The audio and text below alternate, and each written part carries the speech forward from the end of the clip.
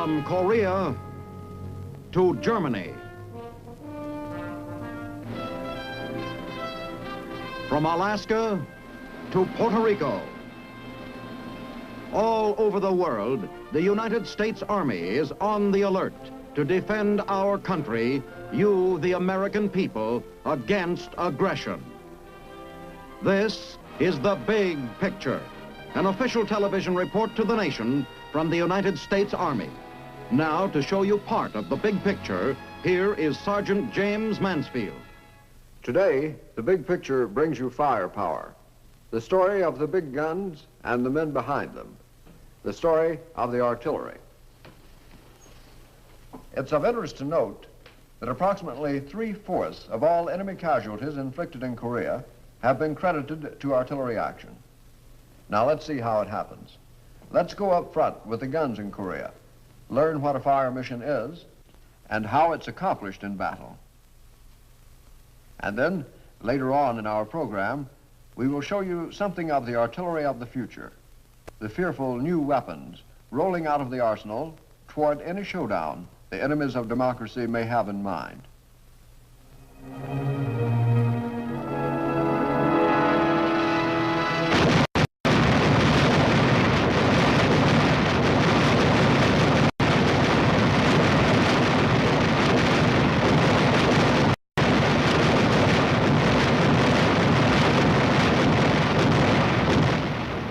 Firepower, the job of the artillery.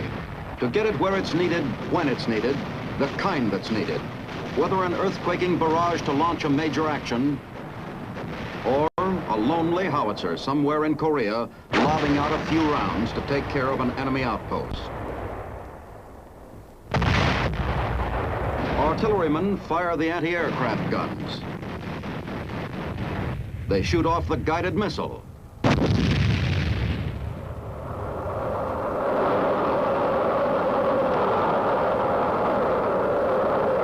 They've mastered the rocket launcher.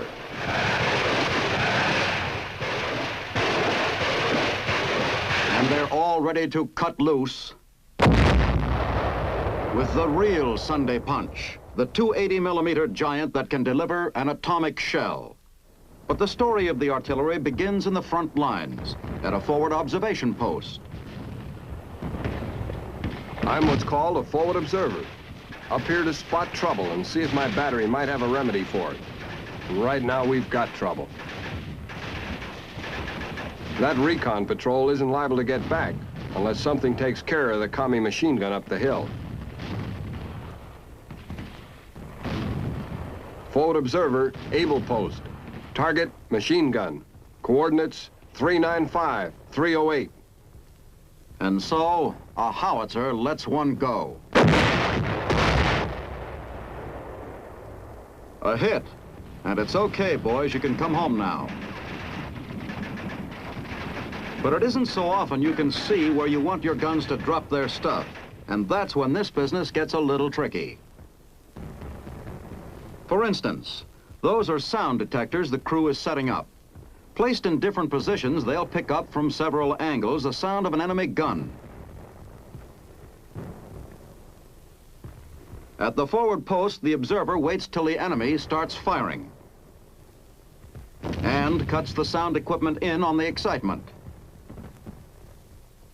A recorder back in the sound van adds up the information brought in by the microphones, and the computers interpret them.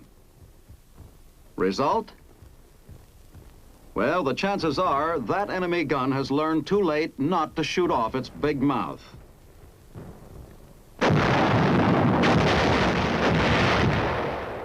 Another method of locating an enemy gun is by flash detection. The flash of the weapon as it fires is picked up by the scope, and back at the command post, the dope is translated into language that a gun can understand. So one of our howitzers talks right back.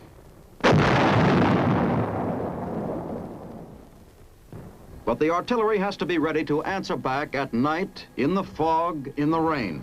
That calls for radar. The scanner's electronic rays bounce back from any object in their beam to pinpoint the target. A convoy, a patrol, even tracking an enemy shell. The information is passed on to the guns and shooting with a postgraduate education.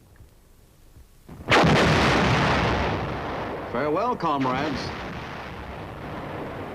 But support of the infantryman is the main concern of the artillery, to improve his chances by blasting a path through enemy defenses. Assignment for today, the enemy fortification on the hill. Schedule: every available piece in the area to open up at 0745 hours. Maintain fire till 0759, when the infantry moves out. Direct fire weapons zeroed in squarely on the enemy position. The howitzers to drop their explosives on the other side of the hill to prevent reinforcement or retreat. 0745 hours.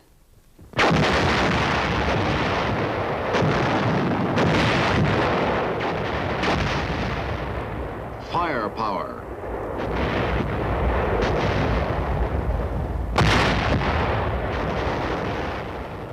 Oh, 0759 hours. And with the let-up of the barrage, the infantry moves out.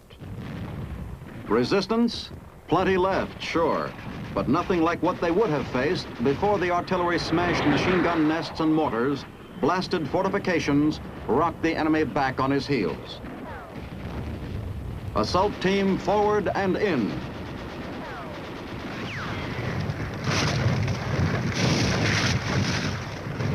While the infantry presses ahead to the objective, artillery observers from the air call for special fire on resistance points where there's no danger of hitting our own troops.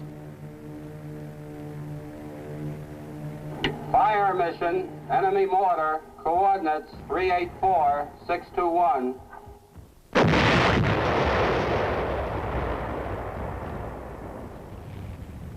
The infantry mops up, and another nameless but vital Korean hill is within the United Nations lines.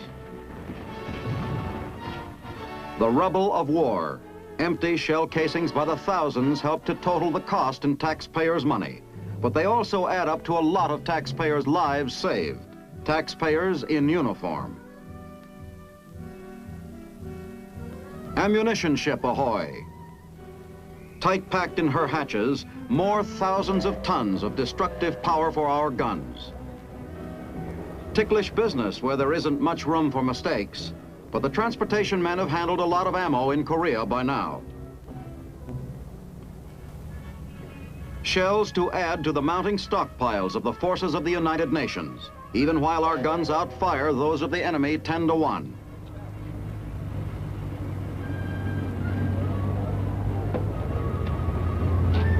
A few figures for a rough idea. Artillery shells actually fired in Korea June 1950 to December 1952. 105mm ammunition, 600,000 tons. 155mm shells, over 300,000 tons. 8-inch howitzer rounds, better than 75,000 tons. Shipping and transshipping. From the U.S. to Japan to Korea. It's a long, long way to the front for the ammunition.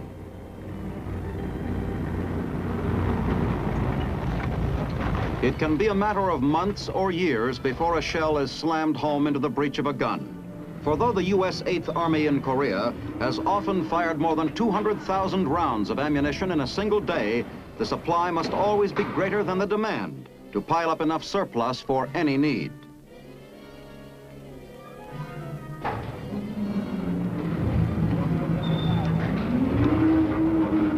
The train trip from an ammunition port can run to any one of many dumps situated behind the lines to provide a ready supply for unpredictable offensive or defensive actions.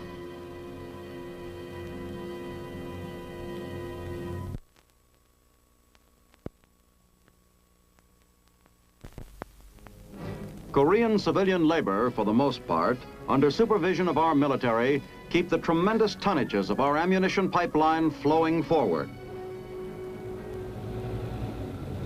Headed for one of the ammunition dumps scattered strategically behind every artillery concentration in the battle zone. And drive slow, take it easy. There's an awful lot of explosive up ahead. A big ammunition dump in Korea can cover anywhere to 7,500 acres, stacked from one end to the other with every kind of round, from pistol cartridge to shells for the 240mm gun. And they can use the storage space when they have to help fill requisitions of as many as 1 million artillery shells for guns of a single division in a 2-week barrage.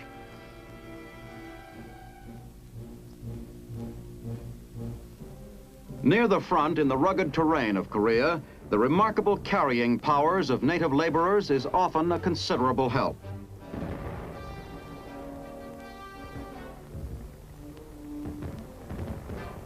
The Koreans have their own word for the work of the human pack animal. Chogi, they call it. Many of them carry more than their own weight, almost straight up.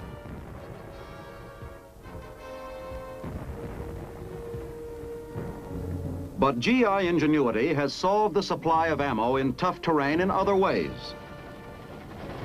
An aerial cable car to carry food for the guns positioned high atop a mountain peak.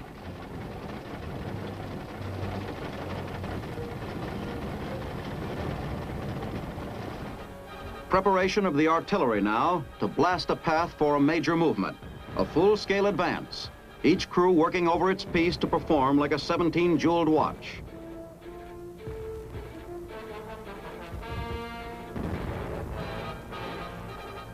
Behind the lines, ordnance does the big overhaul job. Right on up to a brand new tube for a tired long tom.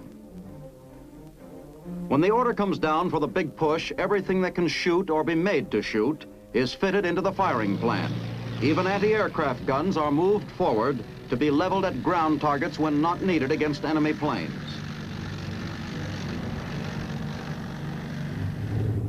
It's just the opposite with the tanks. Their guns can throw a lot of damage, but aren't designed to fire in the high arc needed for shelling the enemy lines. So an earthen ramp is improvised to point the tank gun up with sufficient elevation to join in the barrage. And load ammunition, fuses set for all the varied needs of battle. Proximity and instantaneous, most useful for anti-personnel. Delayed action fuses for piercing armor and fortifications. Ranges set. Observers ready. And 0 hour for the big shoot.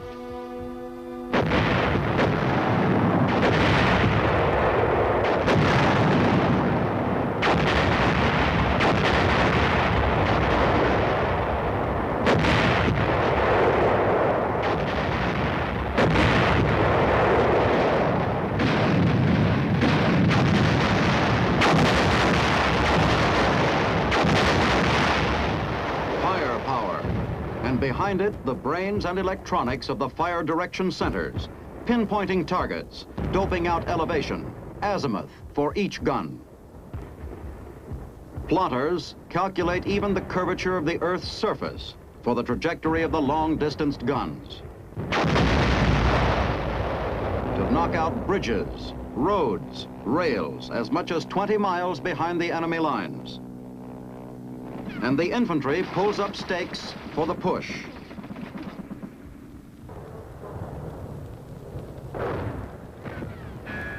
Now, even greater need for ranging precision to maintain a spearhead of explosives, maybe only 100 yards in front of our own men.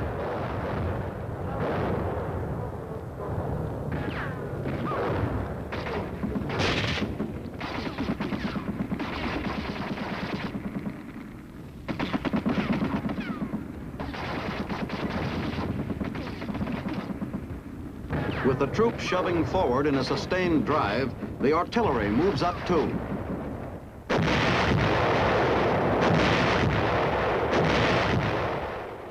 Other weapons leapfrogging ahead.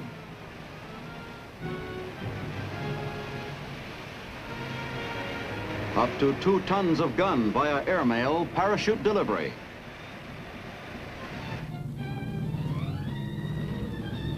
Firepower in a hurry.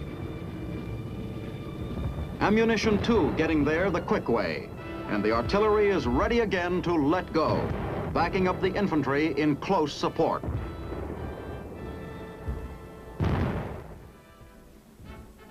Fort Sill, Oklahoma is the main seat of learning for the artillerymen. It's here that he gets most of the tremendous amount of technical knowledge that goes into the artillery's guns along with the ammunition.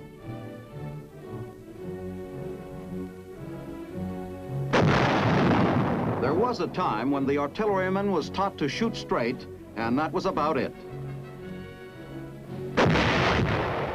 Today he learns to fire practically around corners, with courses ranging as high as 47 weeks of intensive training.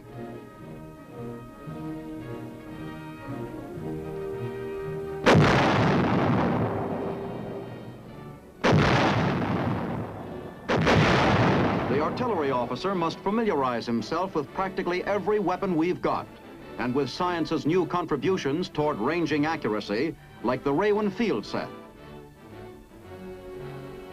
The radio sonde signals back meteorological data, which a radio sonde recorder collects as radar tracks the balloon through the sky.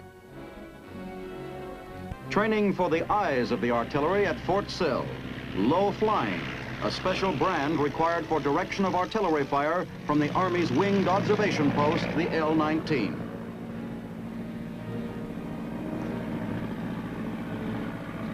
And there aren't apt to be fine modern airports or even landing strips where the guns are, so pilots for the artillery have to learn to make do with anything they can find. Some interesting developments in fast transportation of artillery pieces going on also at Fort Sill's Army Aviation School. A non-stop snatch of a 75mm pack howitzer. The possibilities of pickup and delivery of artillery by helicopter is now in active development.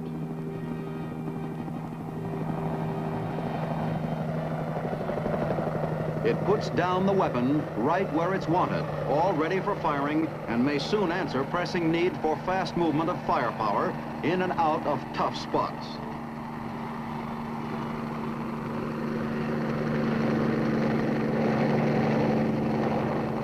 The Branch Artillery School at Fort Bliss, Texas, trains the anti-aircraft gunners.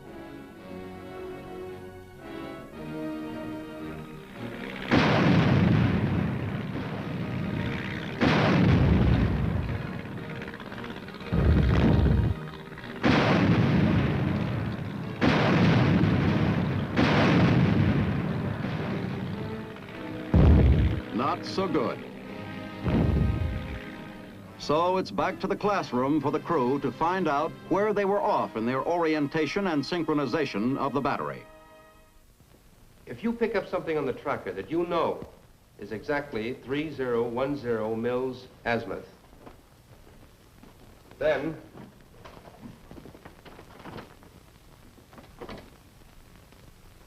your dials should read that exact figure. Young men learning to become electronics experts as well as good artillerymen. Now, if they don't, all you do is mechanically adjust the dials to read 3010. The same thing holds true for radar and the guns. Back to the guns to put the teaching into effect.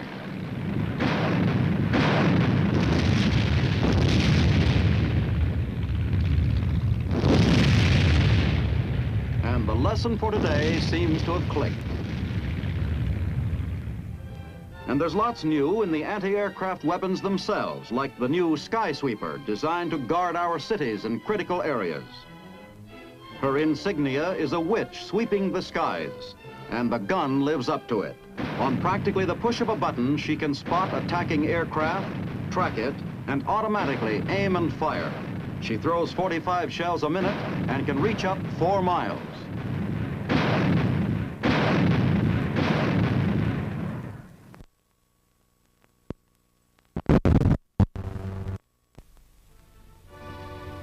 Firepower. And here's the biggest of them all, the new 280mm gun. Millions saw it for the first time in the presidential inaugural parade. the cannon that can fire atomic shells. The most powerful gun in the history of warfare, but in comparison with giant weapons of the past, she handles like a baby buggy. 84 feet long, but capable of right-angle turns, whipping around corners with the agility of a hook and ladder.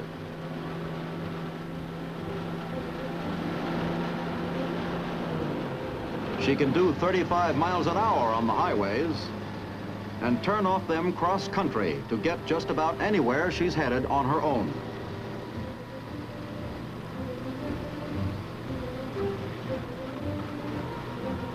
Complete mobility for the 85-ton rig, of enormous tactical value when the great gun is called into action. Suspended between its cabs, the gun can turn practically in its own length, a great help for fast maneuvering in tight spots.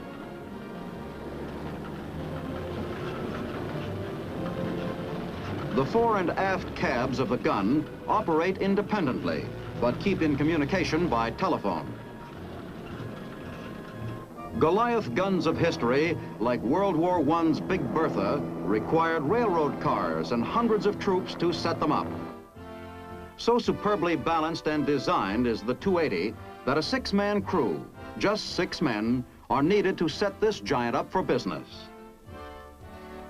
From absolute scratch, they can complete the emplacement of the gun and have her primed for firing in a little under 20 minutes. Balanced on 3 jacks and a turntable, her weight and size present no handling problems when released from the support of the cabs.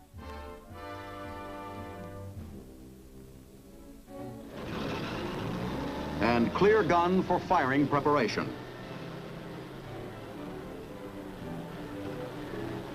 Each of the 6-wheeled 375 horsepower engine cabs handle a real payload on the gun. The individual tonnage is more than double that carried by the largest freight truck on a western highway. It's a long, long way from stem to stern. The barrel alone is 40 feet in length. First job, to get the gun's tube from transporting position to firing position.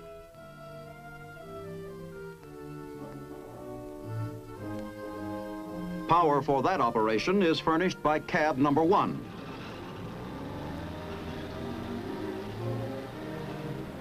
And to face her around to the direction of the target requires the manpower of only 5 of her crew members. So superbly balanced is the monster on her turntable.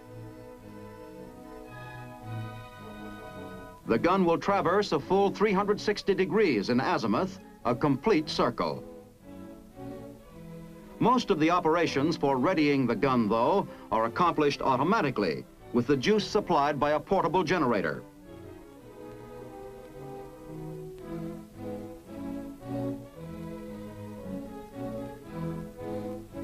But no dependence on an electrical power supply for operation in battle.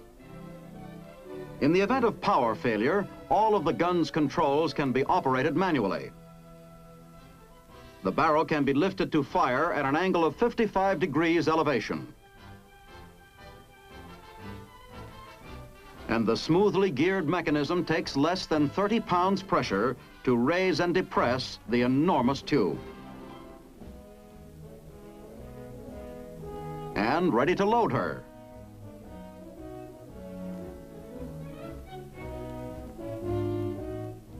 A winch and carriage are needed to handle the huge shell.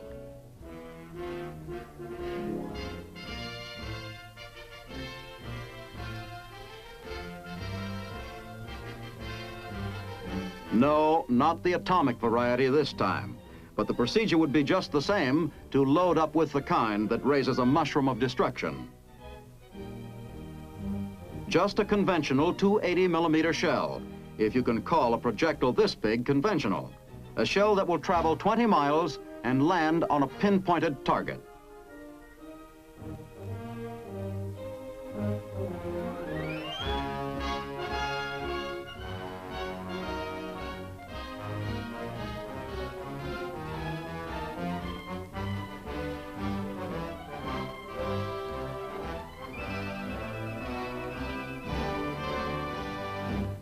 squarely on the tray, and from here on, it's untouched by human hands.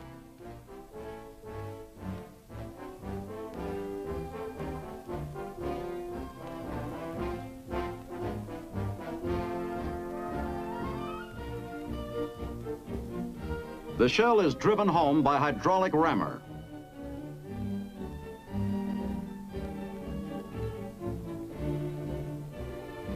And next, the heavy powder charge to propel it.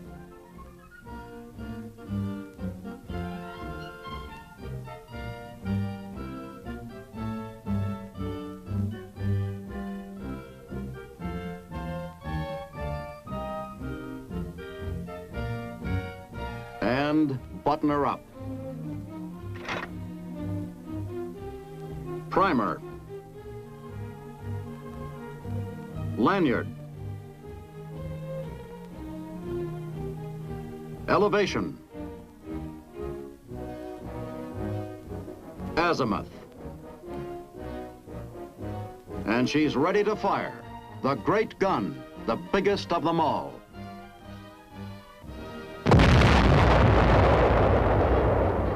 Firepower, from the world's first gun to speak with the fury of bursting atoms.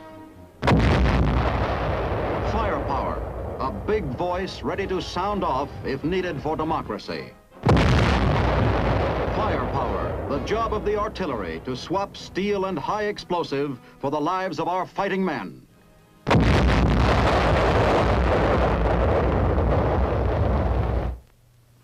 Yes, the artillery is rolling along toward greater weapons to sound off in defense of democracy with an even mightier voice. Next week, The Big Picture brings you the story of special services and the recreation program in the Army, which is carried on wherever American soldiers are stationed. The Big Picture is a weekly television report to the nation on the activities of the Army at home and overseas. Produced by the Signal Corps Pictorial Center. Presented by the U.S. Army in cooperation with this station. You can be an important part of the big picture. You can proudly serve with the best equipped, the best trained, the best fighting team in the world today, the United States Army.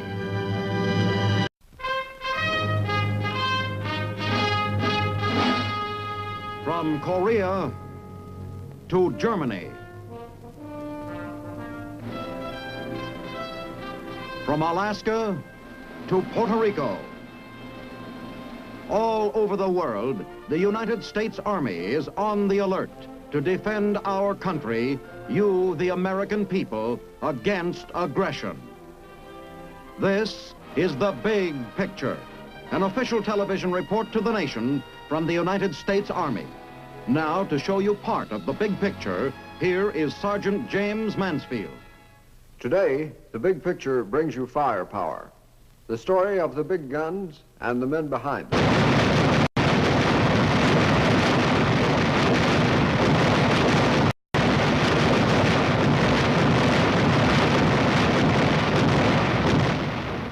Firepower, the job of the artillery, to get it where it's needed, when it's needed, the kind that's needed, whether an earthquaking barrage to launch a major action, or a lonely howitzer somewhere in Korea lobbing out a few rounds to take care of an enemy outpost. Artillerymen fire the anti-aircraft guns. They shoot off the guided missile.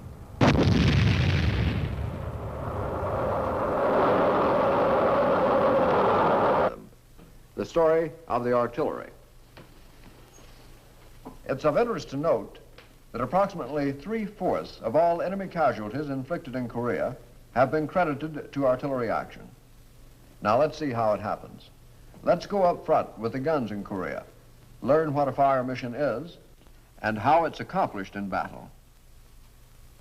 And then, later on in our program, we will show you something of the artillery of the future, the fearful new weapons rolling out of the arsenal toward any showdown the enemies of democracy may have in mind.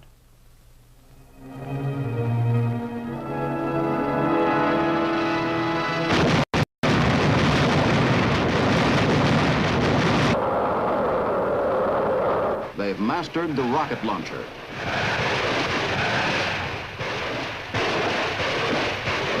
And they're all ready to cut loose with the real Sunday punch, the 280mm giant that can deliver an atomic shell. But the story of the artillery begins in the front lines, at a forward observation post. I'm what's called a forward observer. Up here to spot trouble and see if my battery might have a remedy for it. And right now, we've got trouble. That recon patrol isn't liable to get back unless something takes care of the commie machine gun up the hill. Forward observer, able post. Target, machine gun. Coordinates, 395, 308.